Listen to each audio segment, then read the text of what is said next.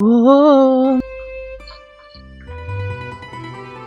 I get this question constantly. Why do Italian women seem to age so well? And I want to be honest with you up front. I think genetics matter in a small part, and there's no magic trick that erases time. I'm not here to sell you a magic pill or a secret, but I do think there's something real underneath this question, which is not about appearance exactly. It's literally about a whole way of living that supports the aging as well. Almost like aging is a side effect of this lifestyle. It's literally not just one thing. It's definitely 6 or 7 small, unglamorized things Italian women do daily and for all of their life that have been stuck for decades by our mothers, grandmothers, and great-grandmothers. So let's actually break those down, and not the myths, but the real ones. So let's start with the obvious one, which is food. But I want to be specific about what exactly is different, because if I tell you Italians eat healthy, that's just too vague to actually be useful for you. It's really not about counting anything or cutting out anything dramatic. Is that our diet relies on a set of ingredients that are minimally processed. As I already talked in this video, I always say how most Italians know the name of the person who's growing their food. And the fact that so many Italians literally eat the God's food every single day, so like cold pressed organic olive oil, organic biodynamic tomatoes, and fruit and vegetables. Most Italians also eat fish and meat. I don't, because I'm vegetarian, but I don't think animal produce really matter that much into this topic. I think it's really more about the natural ingredient in itself. So as I was saying, olive oil, veggies, fruit, seeds, and nuts, but everything must be less processed as possible. And one thing that people always refer to Italian is the pizza and pasta country. And I feel like every tourist that comes here always says that whenever they try to eat these things in their countries, for example the US, they always go out of the restaurant extremely bloated, extremely intoxicated, like there's something wrong in the food, which is definitely right. It's correct. Like here in Italy, the ingredients itself are pretty simple. The bread is flour, water, olive oil, salt, or milk. I don't know, it's just the fact that the ingredients are so pure and natural that the dish itself won't make you anything. You won't have any problems here, basically. Meals are cooked from scratch most days, which automatically limits how much ultra-processed food is entering your body. And not because of willpower, but it's actually because the way Italians are living. And also the portion logic is totally different. I know so many creators from the US have talked about this, but a meal in Italy is often many times smaller than one plate in the US, which naturally paces eating out over a longer period of time instead of one rushed big meal. And none of this is actually a diet. I feel like most Italians don't have this huge toxic relationship with their bodies and the food in itself. Like the diet and the fitness part is really about a way of being, a way of living. And one of the things that really changed also the relationship with me, my body, and the food was eating in small portions. So usually you'll find your nonnas, your grandmothers, to tell you to eat, but in many families, especially families where the people inside the families are slim and thin, usually you'll find this habit of eating whatever you want, just in small portion. Like for example, in my family it's a little bit different because my parents and my grandparents used to tell me to just eat whatever I wanted, how much I wanted.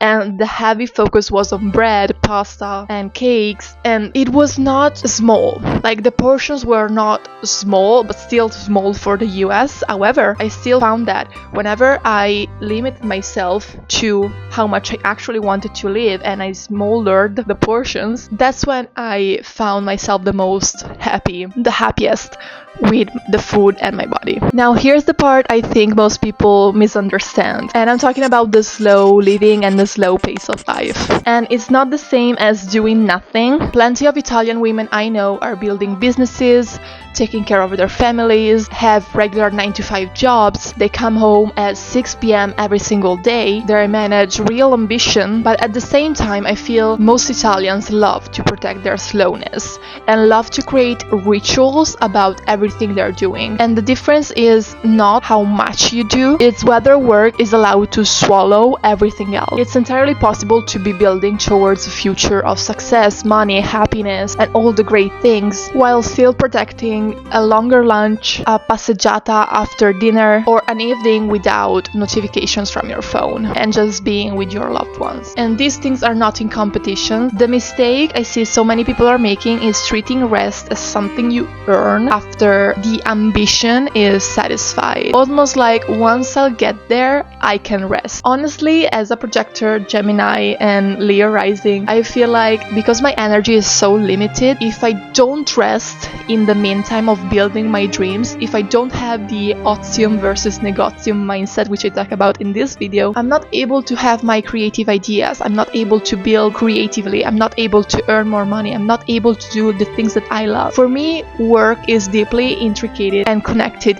to who I am and also my passion. And they say if you work with your passions, you'll never have to work a day in your life, which is partially true, but every business or everything you're doing in your life will always have things you don't want to do. But I think the sweet spot is always finding ways of making things more enjoyable for you. Like, for example, for me, I love going on afternoon walks with my boyfriend, and I take 2-3 hours every single afternoon to do that. I could never, like, for example, work a job that doesn't allow me to do that. I love my freedom, and that's why I'm building and being really strategic about what I'm doing so that I'm able to maintain this lifestyle for my future self as well. And I think the women who seem to age well, while clearly also being driven ambitions and building businesses, they just refuse to let ambition be the only thing that runs their lives. Now, I want to be honest about something, because it would be dishonest to pretend this is all uncaged across generations. Older generations of Italian women often had a working life that was more contained. I'm talking also about men as well. Defined hours, a career line between home and work, and less expectations of being reachable at 9 p.m. Which doesn't mean their lives were totally easy, but I feel like the workplace conditions nowadays have changed so much, and the stress that work can cause you can literally break you apart. And I know this happens in so many countries. That's why I'm building my own business, and then why I want to be free from these things, because I've noticed that especially for younger generations, it's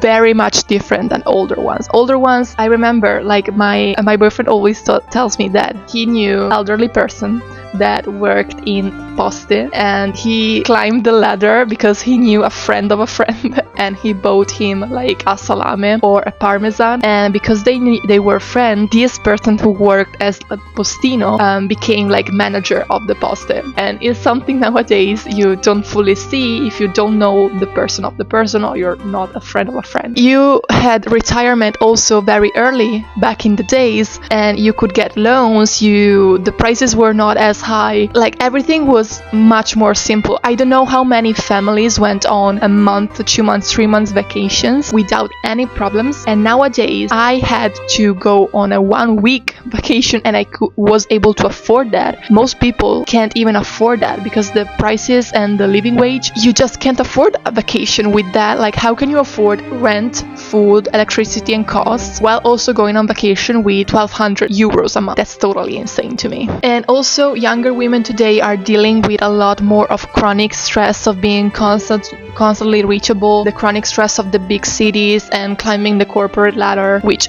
most of the times doesn't work here in Italy. You have to be friend of a friend, and the line between work and rest has been blurred here too, just like everywhere else. So I'm not romanticizing Italy in any way. So when we talk about how Italian women age, it's definitely worth being honest. A lot of what people are noticing is older generations, and it's not purely cultural. The habits I'm describing in this video were easier to protect in a much slower pace environment, and younger generations have to fight to keep these habits in place. And I think the same people everywhere in the world have to. Now, there's also this beautiful part, which is something I always strive for, and that's the physical environment piece. And this one's pretty simple. You can do it also where you live. It might not be accessible to everyone, but you can do it in your own way. One of the many things that I've noticed are different from Italy and the US is that in the US or even in the UK, in Europe in general, movement is considered going to the gym. Like if you're walking